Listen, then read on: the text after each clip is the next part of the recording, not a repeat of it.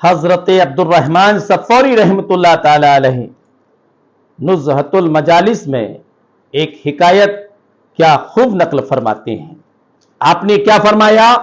آپ فرماتے ہیں کہ ایک عاشق نے ایک خاتون کو خط تحریر کیا اور اس خط میں اس نے اپنی محبت کا اظہار کیا اور ملاقات کے لیے لکھا کہ ہم آپ سے ملاقات کرنا چاہتے ہیں۔ جب یہ خط اس خاتون تک پہنچا تو چونکہ وہ خاتون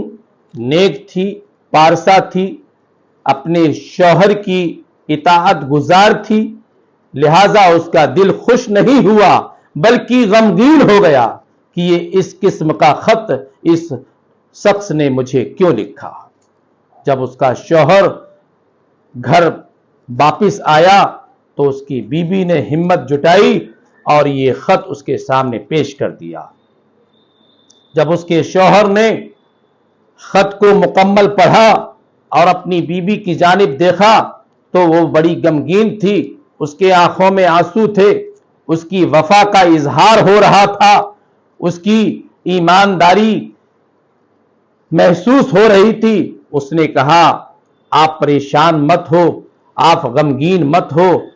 ہم سمجھتے ہیں کہ آپ نیک ہیں، آپ اپنی جگہ بہتر ہیں، اس قسم کی حرکت جس نے بھی کی ہے اس کے بدلے میں تمہیں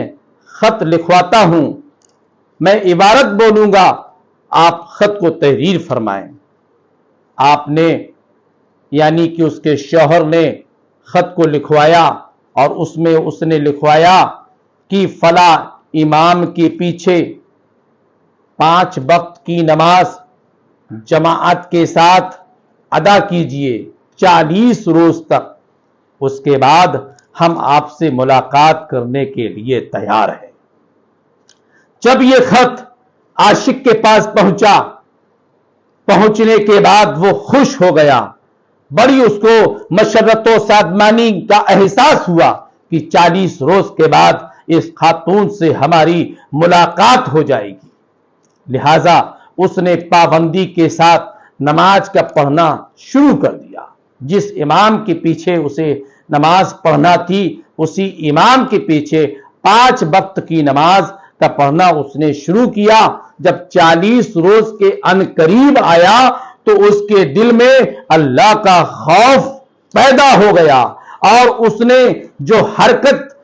کی تھی خط لکھ کر، اسے احساس ہوا کہ میں نے ایک پارسا، ایک نیک خاتون کو اس قسم کا خط ہمیں نہیں لکھنا چاہیے تھا۔ اسے بڑی ندامت ہوئی اور اس نے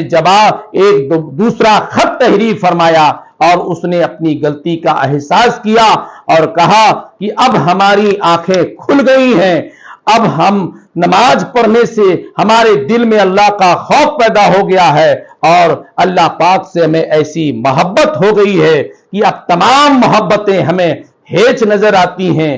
گناہ نظر آتی ہیں، لہذا مجھے یقین ہے کہ اب ہم اپنے رب کی بارگاہ میں ہی جھکنا چاہتے ہیں، اب ہمیں دوسرے قسم کی کوئی محبت نہیں ہے، مجھے آپ معاف فرما دیجئے۔ عزیزان ملت اسلامیہ، جس نے خط لکھوایا تھا یعنی اس کے شوہر نے، وہ کوئی اور نہیں تھا، وہ وہی امام تھا